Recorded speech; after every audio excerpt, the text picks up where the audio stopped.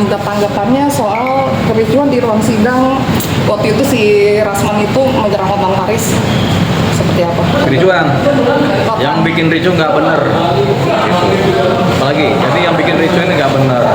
Apapun alasannya, kita harus menghormati yang namanya acara sidang, karena acara sidang itu diatur oleh undang-undang dan sah.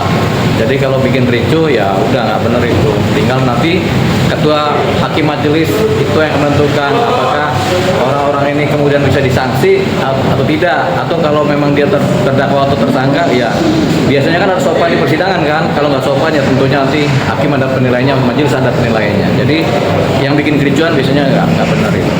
Bang, ini terkait kode etik nggak sih Bang, apalagi kan di persidangan? Iya, itu ada kode etik.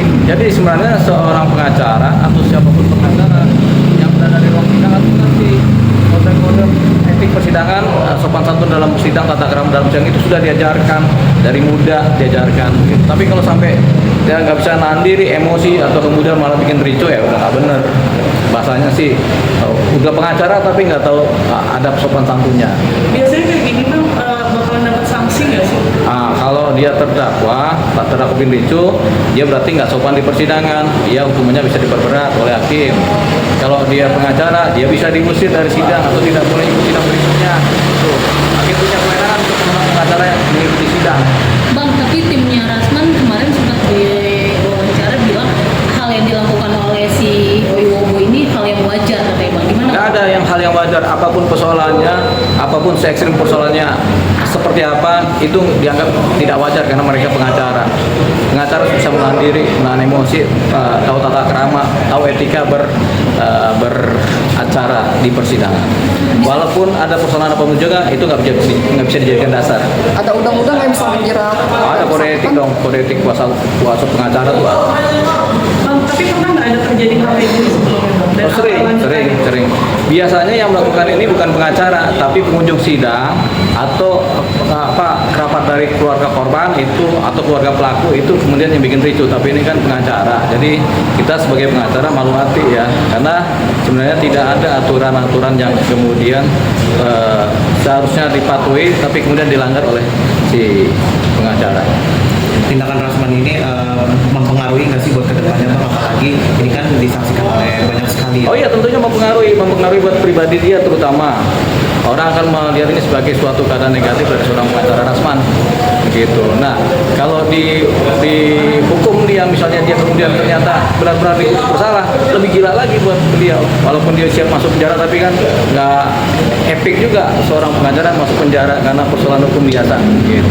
Bang, ada yang respect dengan tindakan si Hotman saat dia justru diam gitu. Iya. Mungkin ada yang bertindak maksud dari Hotman saat itu lebih memilih diam, tidak Iya, ada reaksi. itu kan profesionalitas dari seorang pengacara yang sudah matang ya.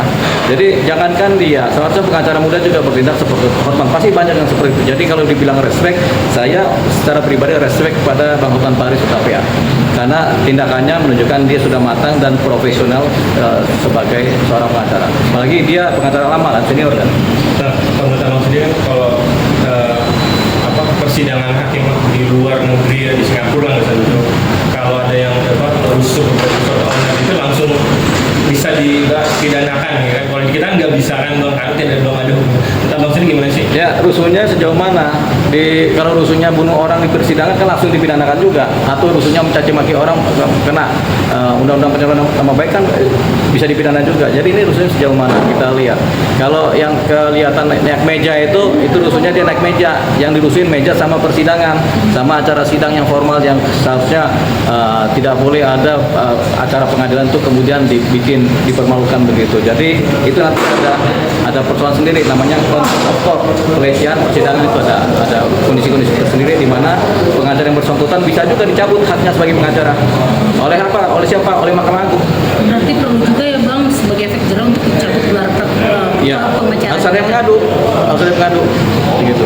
Bang, kalau untuk reaksi hakim sendiri saat meninggalkan itu, Iya. itu mungkin boleh dijabarin. Itu hakim ada beberapa reaksi hakim ketika melihat suasana ricuh. Pada umumnya hakim akan memutuskan atau menghentikan sidang pada saat itu, menjeda atau kemudian men-stop, kemudian cari waktu lain supaya suasana kemudian kondusif lagi.